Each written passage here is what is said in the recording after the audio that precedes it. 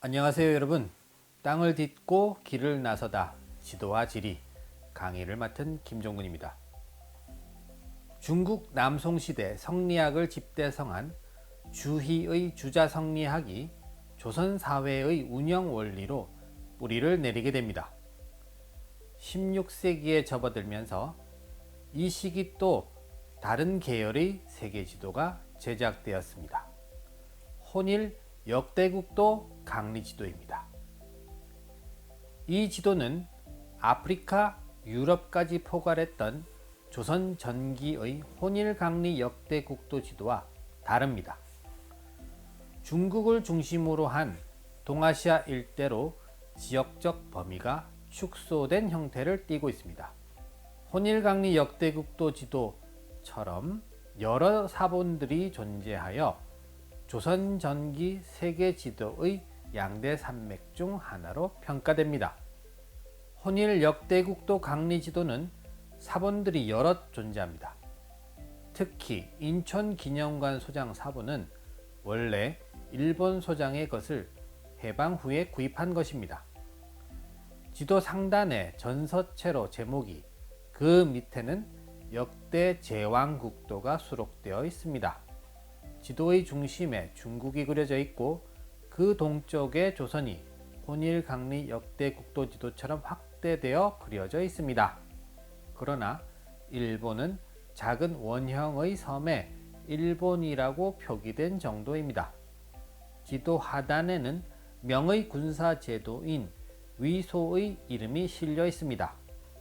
그리고 지도를 만들게 된 동기를 쓴 중국인 양자기의 발문과 법례가 수록되어 있으나 출판 시기와 장소를 적은 간기가 있는 부분은 훼손되어 있죠.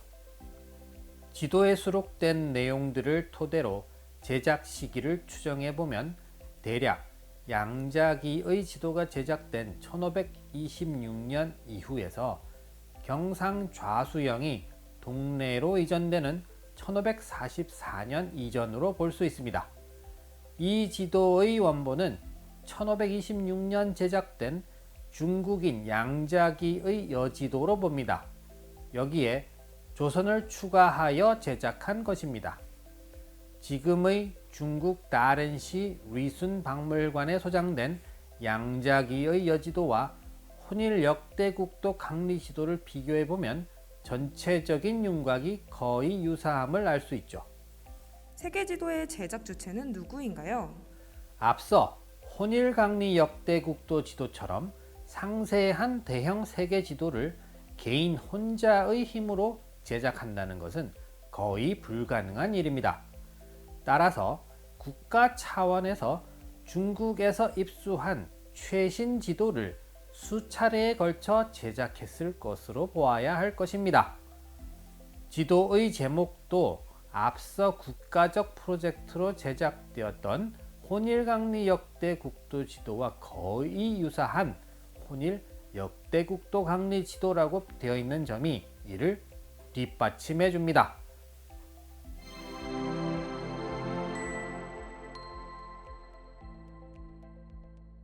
혼일 역대국도 강리 지도가 표현하고 있는 지리적 세계의 범위를 살펴볼까요? 동쪽으로 조선, 일본, 중심에 중국, 남쪽에 동남아시아, 서쪽으로는 황하의 근원인 성수해, 북쪽은 만리장성과 위쪽의 사막에 이르고 있습니다. 앞서 제작되었던 조선 초기의 혼일강리 역대국도 지도와는 커다란 차이가 있습니다. 즉 16세기 전반기 양자기의 지도를 바탕으로 제작된 이 지도에는 15세기 초 세계 지도인 혼일강리 역대국도 지도에서 보이는 아라비아, 아프리카, 유럽 등이 표현되어 있지 않습니다. 지리적 범위로만 보았을 때는 전통적인 직방 세계로 지리적 세계가 축소된 점이 가장 큰 특징입니다. 양자기의 지도를 원본으로 했기에 조선의 혼일 역대국도 강리 지도 역시 직방 세계로 축소된 인식을 보여주고 있습니다. 조선 부분만을 새로 추가했을 뿐 일본이나 유구는 양자기 원그림을 그대로 따르고 있죠. 이 지도에서 일본과 유구가 조선에 비해서는 비교가 안 될 정도로 작게 그려져 있음을 볼 수 있습니다. 이처럼 16세기 전반 혼일 역대국도 강리 지도가 보여주고 있는 지리적 세계는 15세기의 혼일 강리 역대국도 지도와 뚜렷하게 차이가 납니다. 이는 이 시기의 대외 인식 변화와도 밀접한 관련을 지니는 것입니다. 조선은 16세기를 거치면서 주자성리학이 체계적으로 정립되었습니다. 이에 따라 대외관도 하나의 논리 구조 속에서 파악되었습니다. 명과의 위계적인 인식도 확고해져 중화는 명, 소중화는 조선으로 파악되고 양자는 군신관계로 규정되었습니다. 그뿐만 아니라 4대 정책이 방편이 아니라 자체를 목적화하는 현상이 나타나기도 했습니다. 이렇듯 혼일 역대국도 강리지도에서 표현된 지역은 중국의 직방세계를 중심으로 훨씬 축소되어 있습니다. 그렇다 하더라도 이 시기에 인식되었던 지역이 지도에 표현되었던 것에 한정되어 있지는 않았습니다. 이보다 더 넓은 지역을 인식하고 있었음에도 지도에 그려지지 않았을 뿐입니다. 이 시기 조선과 관련해서 중요한 의미를 지니고 있던 지역은 중국과 그 주변의 일부 조공국에 불과했기 때문입니다. 이에 따라서 나머지 많은 지역이 선택적으로 생략되었던 것입니다.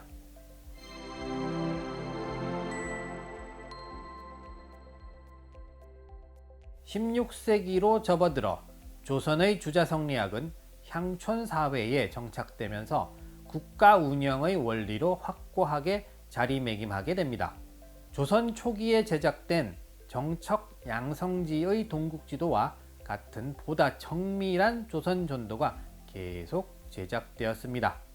다른 한편으로 성리학의 이념이 반영된 지도들도 나타났습니다.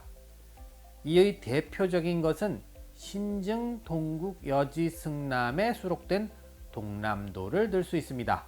동남도는 신증 동국 여지승남의 부록으로 가장 오래된 인쇄본 지도입니다. 정척 양성지의 동국지도와 더불어 조선 전기를 대표하는 지도로 평가됩니다. 동국여지승남은 조선 초기 세종대 이후 국가에서 주도한 지리지 편찬 사업의 결실로 나타난 것입니다. 성종 12년인 1481년에 완성되었습니다. 그 후 여러 번에 걸쳐 고치고 보충해 중종 26년인 1531년 전 55권으로 간행된 것이 신증동국여지승남입니다. 신증동국여지승남은 1462년에 간행된 중국의 대명일통지의 체제와 양식을 많이 따르고 있습니다. 대명일통지에는 대명일통지도와 13성의 지도를 부록으로 삽입하고 있습니다. 신증동국여지승남에서도 이를 모방하여 팔도총도와 팔도의 지도를 부록으로 수록했습니다.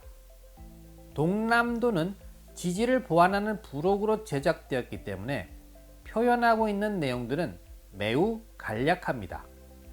지지에 이미 많은 내용들이 지역별로 수록되어 지도에서는 단지 지역의 개략적인 모습만 보여주고 있습니다. 무엇보다 지도에 수록된 내용은 신증동국여지승남이라는 지지가 지니는 성격과 긴밀한 관계를 지니고 있습니다. 세종대에 제작된 세종실록 지리지와 같은 이전 시대 지리지는 국가의 지배체제를 확립하기 위해 지역을 파악하려는 목적이 강했습니다. 이 때문에 군사, 행정, 경제 등과 같은 실용적 측면에 비중이 두어졌습니다. 반면 신증동국여지승남에서는 전국적 지배체제의 확립 이후 왕권의 위엄과 유교적 지배 원리를 강화하려는 목적이 우세하였죠. 그래서 시문, 인물, 예속, 고적 등과 같은 항목이 강화되었습니다. 동남도에도 이러한 지지의 특성이 잘 반영되어 있습니다.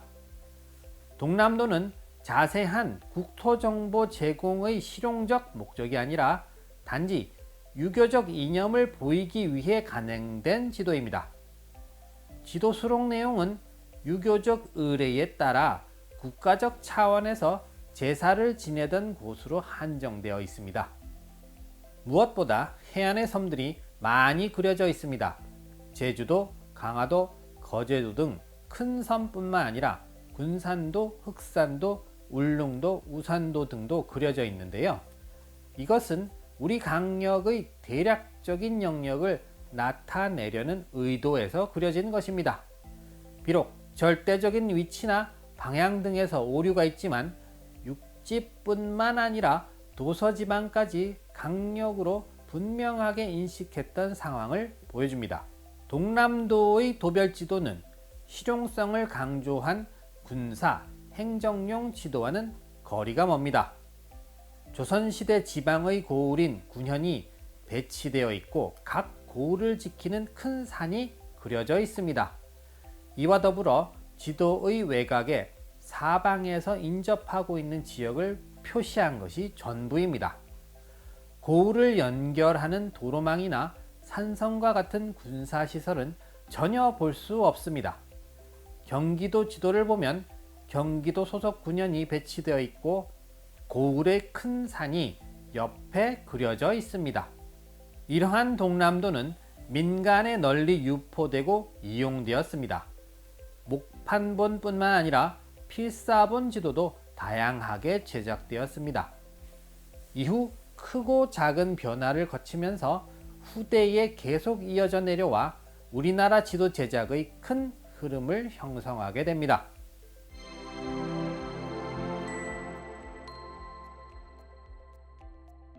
한편 동남도와 같지는 않지만 동남도와 유사한 성격의 지도가 이후 민간에서 제작되기도 했습니다. 대표적인 것으로는 1673년 김수홍이 목판본으로 제작한 조선 팔도 구금 총남도를 들 수 있습니다. 이 지도는 전통적인 동남도처럼 윤곽의 왜곡이 심합니다.